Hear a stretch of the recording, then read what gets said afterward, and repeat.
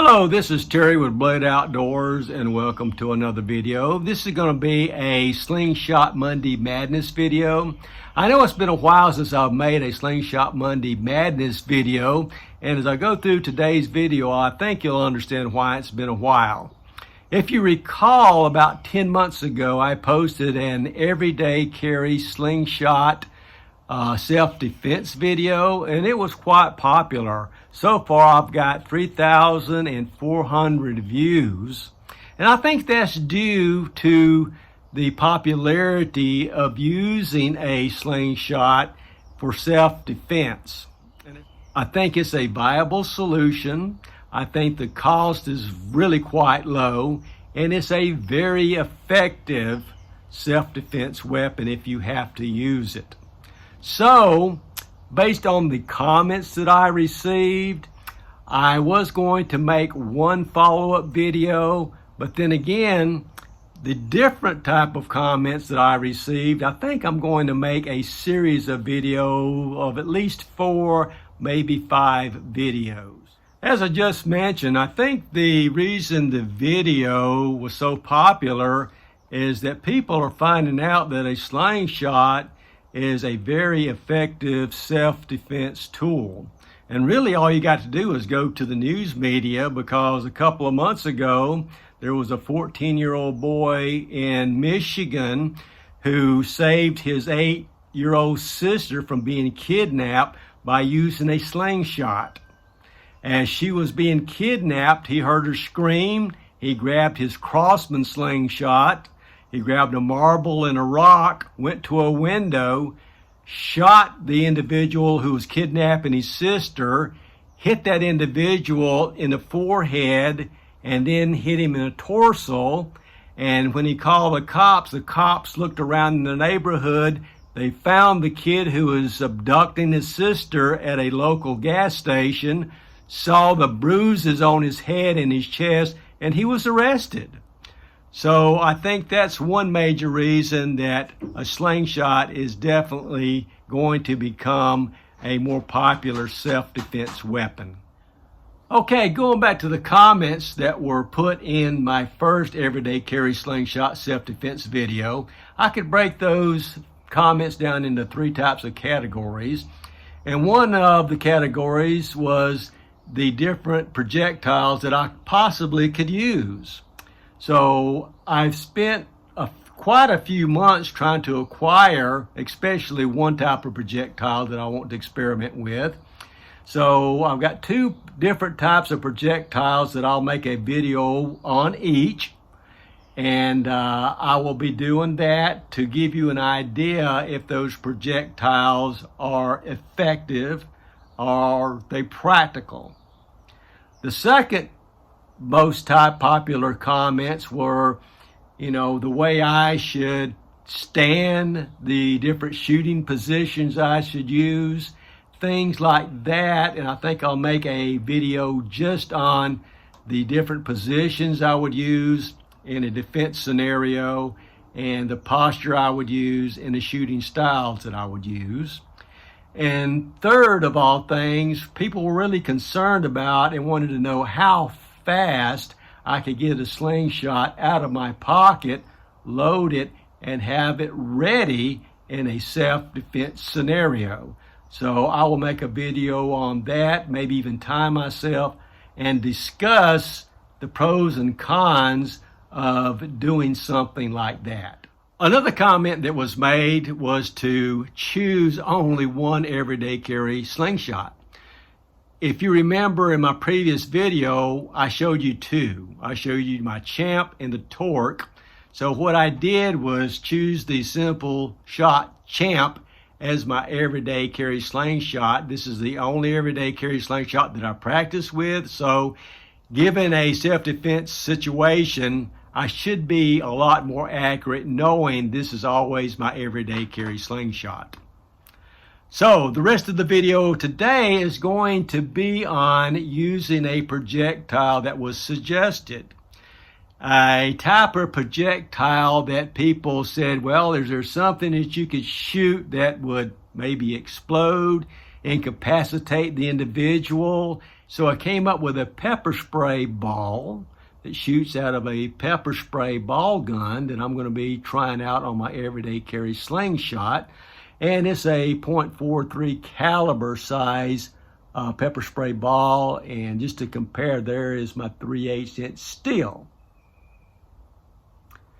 So I'm going to be heading to the range, trying these pepper spray balls out to see how effective they are, and we'll go from there. Okay, I'm out on the range. I've got my target set up, but one thing I want to do first is do some safety checks, because I am really concerned that that pepper spray ball may collapse and burst in the pouch when I'm drawing back. So I'm going to do two things. First of all, I'm going to use some protective gear, eye goggles, and N95 mask. And I'm also going to use a slingshot that I have, a Scout, that's got 0.5 millimeter bands on it, which should relieve the pressure on the pouch itself when I pull. So I'm going to do that and just do a test to make sure it doesn't collapse. If it doesn't collapse, then I'm going to go ahead and take a shot at my target to see if the kinetic energy of my shot with 0.5 millimeter will make the pepper ball burst on the target. And then after that, I will go to my standard everyday carry champ and shoot the rest of the pepper balls. So let's gear up, get the cameras on, and do our test.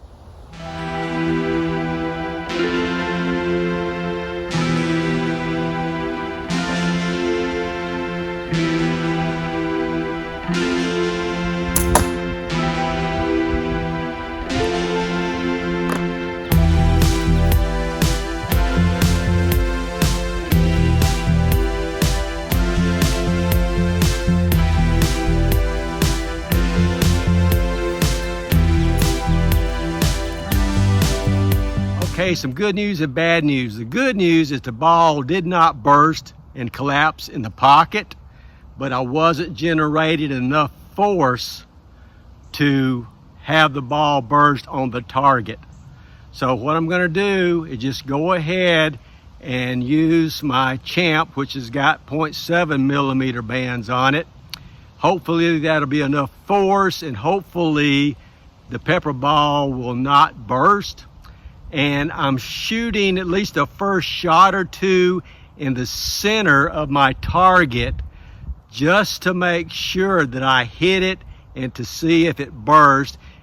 If it burst in the center of the target, then I'll try to do some head and neck shots. So let's get everything set up for my next shot.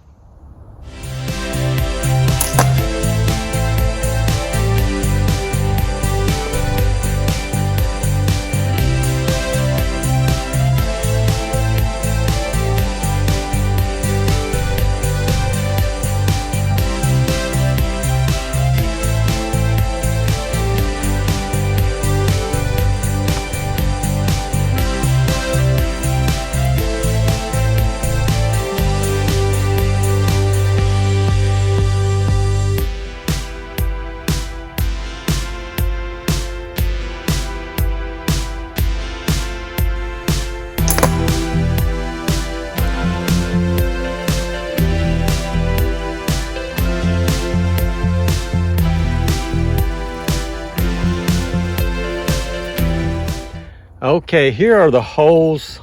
That was my first shot, second shot, and my last shot. And it did put a dent in, but I don't think I'm getting enough resistance from my target.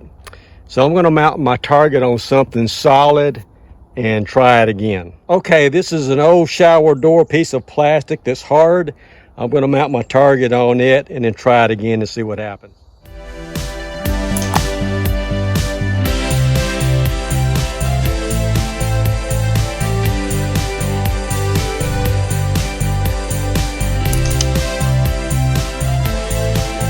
Okay, I had to remove the target completely off the face of that plastic and was able to burst that pepper spray ball. So what I'm going to do is get a marker and just outline it and shoot and see what happens.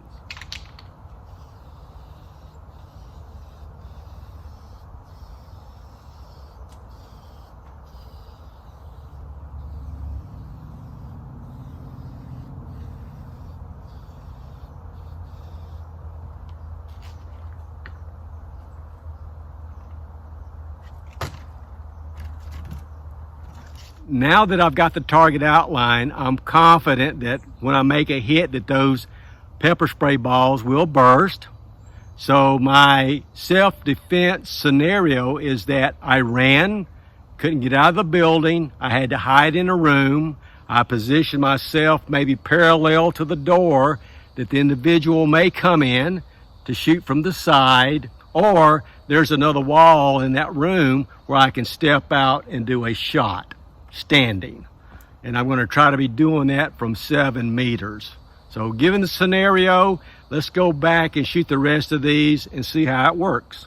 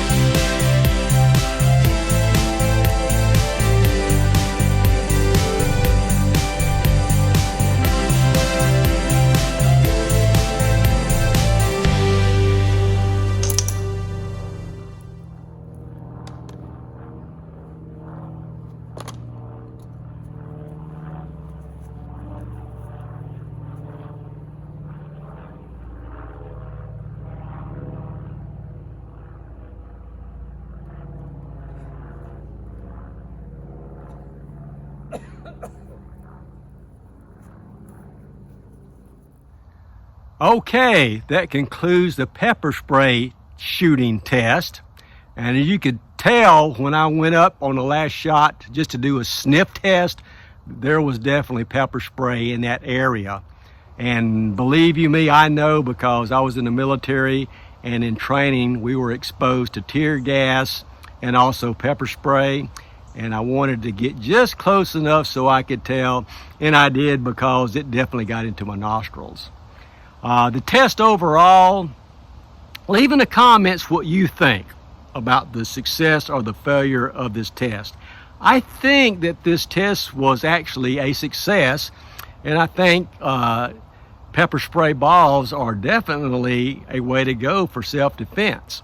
Now, the problem I had shooting that cardboard target and the balls bouncing back is just because I wasn't generating enough kinetic energy on impact, and the cardboard target was swaying back and forth, so it wasn't really giving enough resistance for those to burst.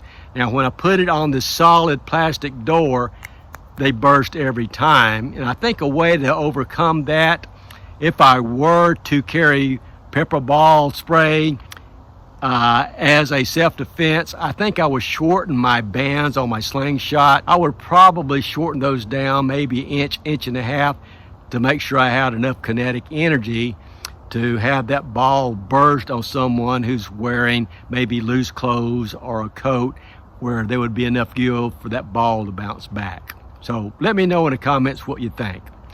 So that being said, hope you liked this video. Please comment, like, and subscribe, and share this video. Hit that notification button, and I will see you guys in the next video. Thanks.